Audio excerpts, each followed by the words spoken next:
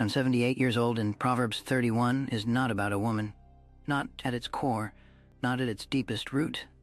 The church has been reading this passage for centuries and landing on the surface of it. The wife, the household, the fabric, and the fields, and missing what was actually being transmitted. What was actually being hidden in plain sight. I didn't see it either, not for most of my life. And I've been in the Word since I was a teenager. That's what makes this worth talking about. Because if it took me this long to see it, there are people right now who have read Proverbs 31 100 times and are still standing at the doorway, thinking they've already been inside. Let's start with what most people think they know. They think Proverbs 31 is a checklist, a portrait of the ideal wife, a standard that women are supposed to measure themselves against and men are supposed to seek out. That's the reading. That's what gets taught at marriage conferences and women's retreats. The virtuous woman who rises before dawn, who sees that her trading is profitable, whose lamp does not go out at night. And there's nothing wrong with those applications. But that's the surface. That's the skin of the thing. The meat is somewhere else entirely. Because when you take a passage this carefully constructed, and we'll talk about that construction in a moment, and reduce it to a to-do list, you've not just missed the point, you've reversed it. You've turned an invitation into a burden. And that reversal has been causing real damage in real lives for a very long time. Here's the first layer most people miss. The chapter begins not with the woman. It begins with a mother speaking to a king. Verse 1, the words of King Lemuel, the oracle that his mother taught him. This entire passage is a mother's transmission to her son. A royal mother pouring wisdom into a future ruler. That reframes everything that follows. This isn't a general description of womanhood offered to the world at large. This is instruction between a parent and a child. This is a mother teaching her son what to look for, what to value, what kind of wisdom will anchor a kingdom. And that purpose matters, because a king who learns to recognize wisdom, to seek it, to honor it, to let it sit beside him and counsel him, that king becomes a different kind of ruler than one who chases power or comfort or flattery. When you forget the frame, you misread the picture. The frame is always doing work. And here's what goes even deeper than that. The Hebrew word translated as virtuous or excellent, in verse 10, the word is chayil. And chayil does not primarily mean domestic virtue. Chayil means strength, it means force, it means valor. The same word is used throughout the Hebrew scriptures to describe mighty warriors. Gibor chayil, a mighty man of valor. The same word applied to Gideon, to Boaz, to David's fighting men. When the text says, a woman of chayil, it is describing a woman of military-grade strength, a force of nature, a person whose power reshapes the environment around her. The translators softened it across the centuries. They domesticated it. They moved it indoors and put it in an apron. And in doing so, they changed the entire spirit of what was written. The word is not gentle. The word is forceful. And that changes everything about how you read everything that follows. But it goes deeper still. Because once you understand that chayil is the operative word, you start to see that everything described in Proverbs 31 is an expression of that force. She rises while it is still dark. That is discipline, the kind soldiers have, the kind that comes not from obligation but from inner conviction. She considers a field and buys it. That is strategic thinking, economic intelligence, the capacity to see opportunity and act on it without waiting for permission or validation. She girds herself with strength and makes her arms strong. That is physical preparation, intentional cultivation of capacity. She extends her hands to the poor and reaches out her arms to the needy. That is not softness interrupting strength. That is strength expressing itself through generosity. She is not sitting passively waiting to be provided for. She is a provider. She is the kind of person around whom systems get built and kept running and made better over time. Now here is where it gets genuinely remarkable.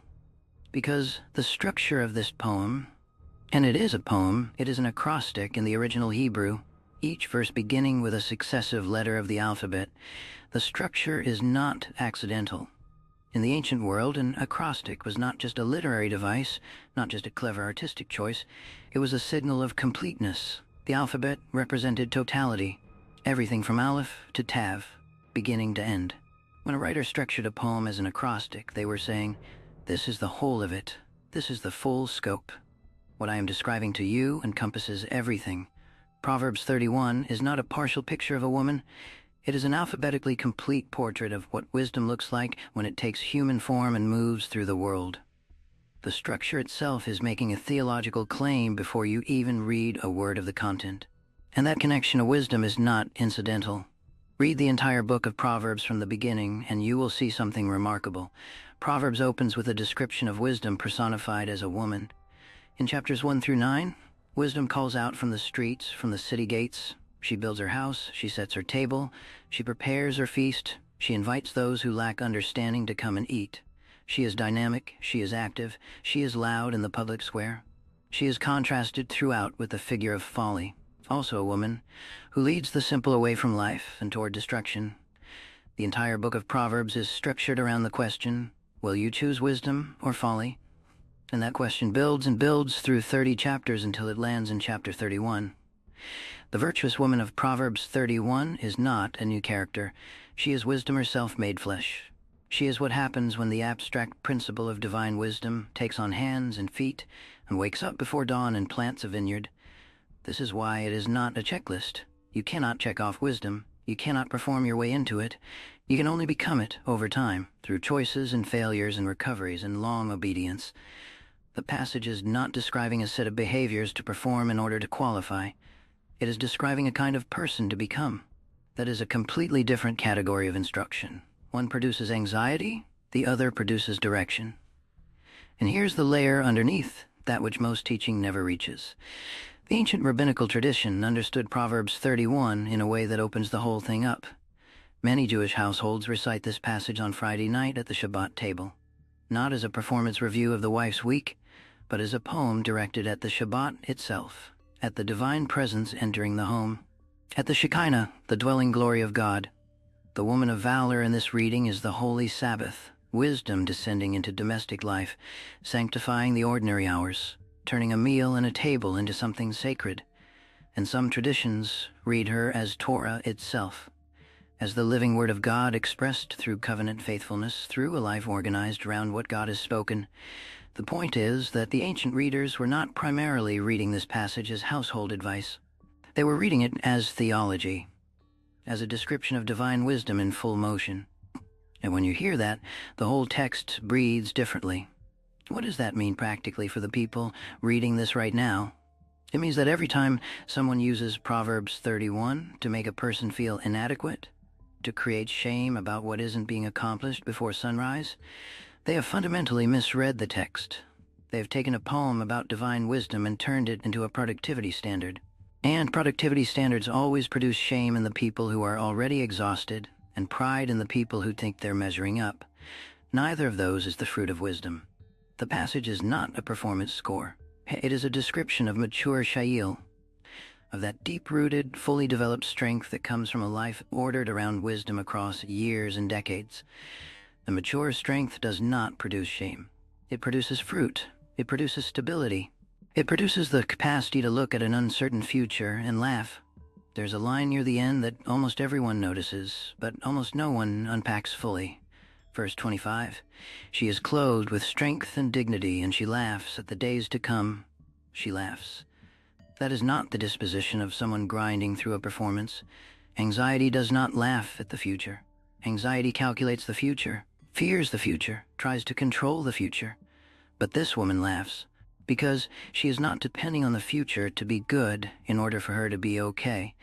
She has already built something so solid that whatever the future brings, she is not threatened by it. That laugh is the sound of deep security. That is what decades of living from a true root sounds like when it finally reaches the surface. And that connects to the final verse before the closing summary. Verse 30, charm is deceptive and beauty is vain, but a woman who fears the Lord shall be praised. People read that as a dismissal of outward appearance. It is not primarily that. It is a statement about what lasts and what doesn't. Charm can be performed without substance underneath it. Beauty is real, but by its nature it fades. It is bound to time in a way that nothing can prevent. But the fear of the Lord, which in Hebrew wisdom literature means the deep, reverent ordering of one's entire life around the reality of God, that produces something that does not decay with time, that gets stronger with time. The woman of Proverbs 31 is not praised despite her commerce and strength and output.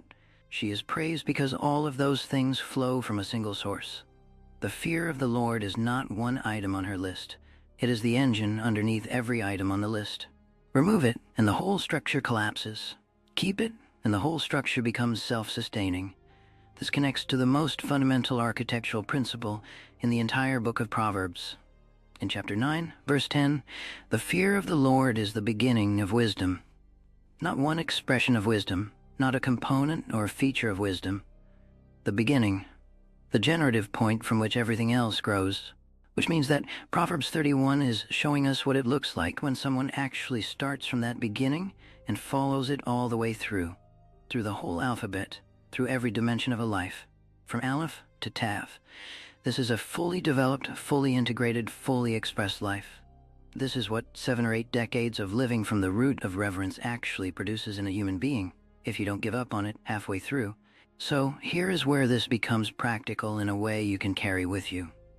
If you are a person trying to build something that lasts, a family, a business, a legacy, a character, the question Proverbs 31 is actually asking you is not, are you doing enough? The question is, what are you building from? Because the woman in this passage is not exhausted by her output. She laughs at the days to come. That is the settled confidence of someone whose foundation is not shaking regardless of what the season brings. Her strength does not come from her activity. Her activity comes from her strength. And her strength comes from somewhere deeper than any schedule or skill set can produce on its own. When you live from that root, from that reverent, honest, daily ordering of your life around the reality of God, everything you do begins to carry a different weight. The decisions you make carry wisdom because they're coming from a place of wisdom, not just information. The relationships you build carry depth because you're offering something real rather than a performance. And over time, the people around you begin to see it. Not because you announced it, but because you cannot hide something that has genuinely become part of you. The city gates recognize it. The children call it blessed. The spouse sees it not as an obligation, but as a gift. That is the fruit of Chayil. That is the fruit of a life that chose wisdom over and over again in the ordinary moments when nobody was watching. I spent most of my life reading this passage and seeing a standard, a very high one that I was glad I didn't have to personally meet. Now I read it and I see an invitation. There is a profound difference between a standard and an invitation. A standard judges where you are. An invitation tells you where you can go. A standard looks backward at your failure. An invitation looks forward at your possibility. Proverbs 31 is not telling you what you must already be. It is showing you what wisdom, fully lived across a full life, actually looks like when it comes to its completion. And the beginning of that journey, the single first step, has not changed in 3,000 years. The fear of the Lord, not religion, not performance, not knowing the right things. A genuine, daily reverent orientation of your whole self toward the God who made you. Start there, start honestly there, and then let it grow.